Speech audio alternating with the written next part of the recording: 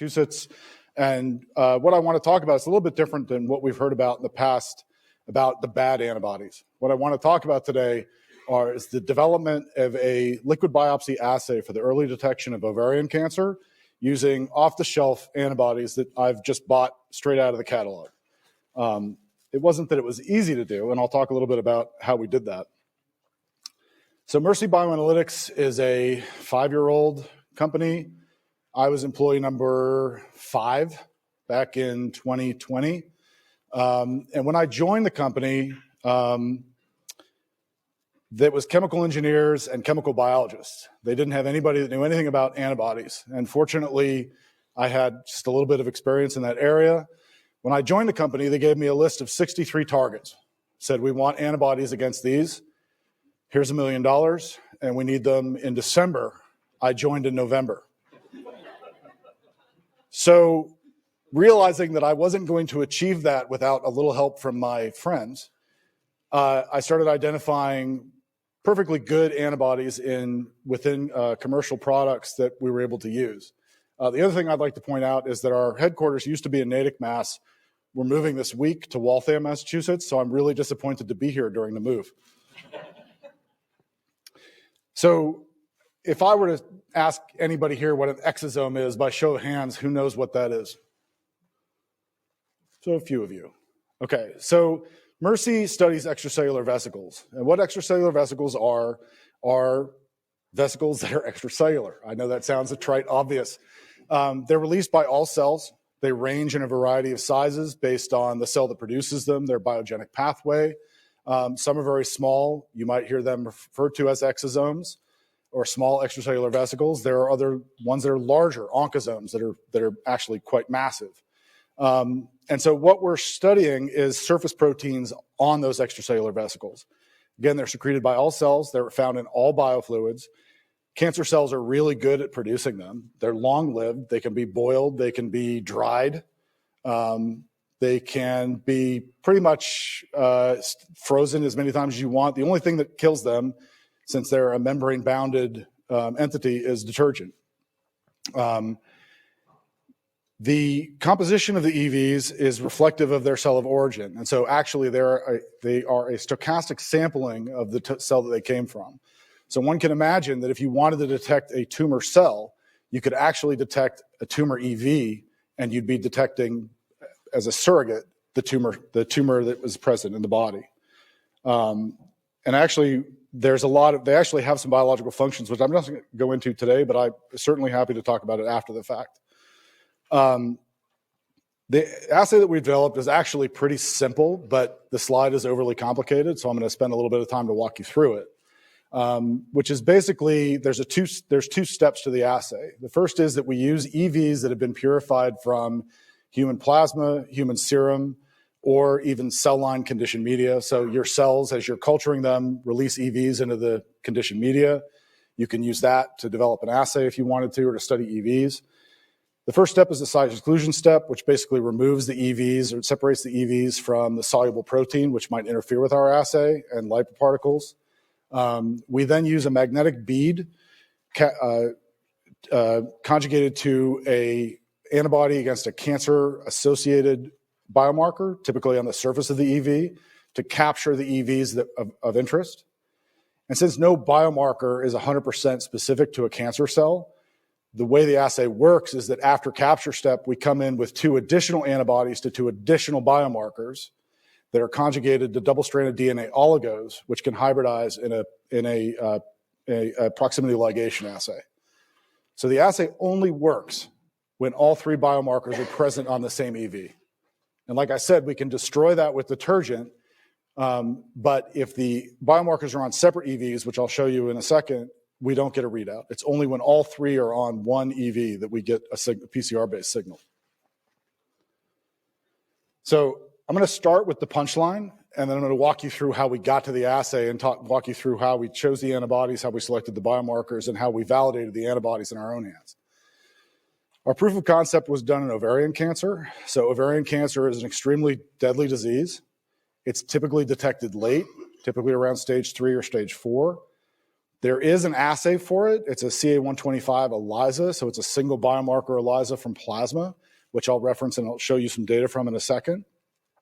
But there is no really good screening technology. Most women develop symptoms. They go in for a test. They get CA125. They have a transvaginal leading to an ultrasound, or a biopsy, rather. So what you're looking at here on the right is a typical CA125 assay. And you're looking at across a number of benign conditions down here towards the left versus healthy.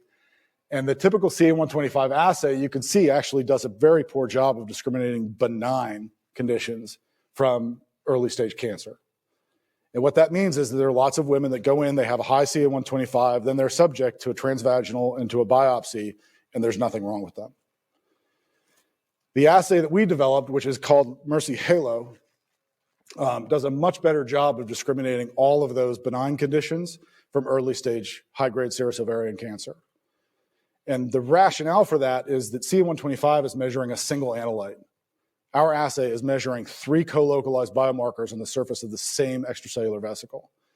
It's akin to if I had you walk into a football stadium or something like that and asked you to find my friend and just gave you one description, brown hair.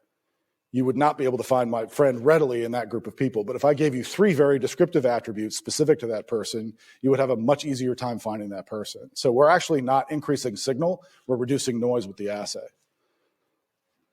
So again, all the antibodies used in this assay, off-the-shelf products from various companies in this room. So how do we develop this assay in this short timeline, saving my butt from not having to develop a bunch of custom products? So the first step in the process is biomarker selection, which I know is familiar with lots of people. There are lots of groups here that follow the same process. Again, we're looking right now at the cell surface. We can look at whole protein or post-translational modifications.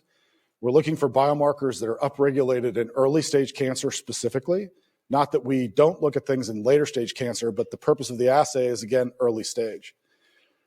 We remove any markers that are expressed in the normal tissue, and especially blood cells and adipose cells. So what I skipped over in the first slide is that every mil of blood contains 10 to the 10th EVs.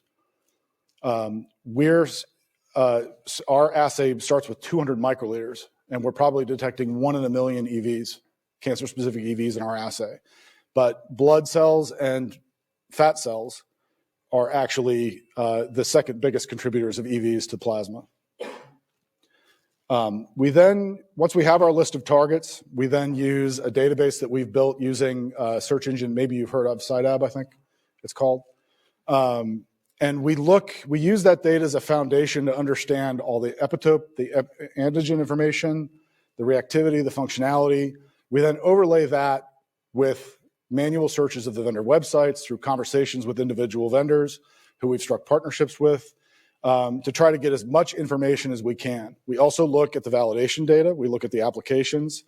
We look at basically all the attributes that you would normally look at if you were selecting an antibody. I just feel like we do it on steroids because we can't afford to have a miss here.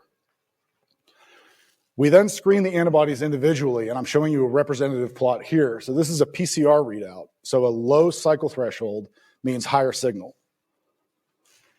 And so we always screen all of our antibodies individually in a positive cell line, at least one positive cell line, and at least one negative cell line. So we're not using a knockout. We're actually using cell lines that are known to express these proteins at different levels. And you can see that the positive cell line has a low cycle threshold, high signal. The negative cell line or weak negative cell line has a higher signal or lower signal, higher CT. And the no EV control, which we use to weed out sticky antibodies, because quite a few antibodies actually cross-react with one another or don't play nice with other antibodies. So we use that as a control to weed those out. We then cycle through this over and over again, and I'll give you a sense of the scope of this in a second. But then we build those individual antibodies into combinations or panels of antibodies that we then use to interrogate the extracellular vesicles. So all of the upfront work is done in cell line EVs, which we collect from the conditioned media. Once we start building the combinations, the either double or triplet combinations, we move into plasma, human plasma. And what you end up with is a plot that I've shown you similar previously, which is now we're using one biomarker antibody to capture 2 additional biomarker antibodies to detect.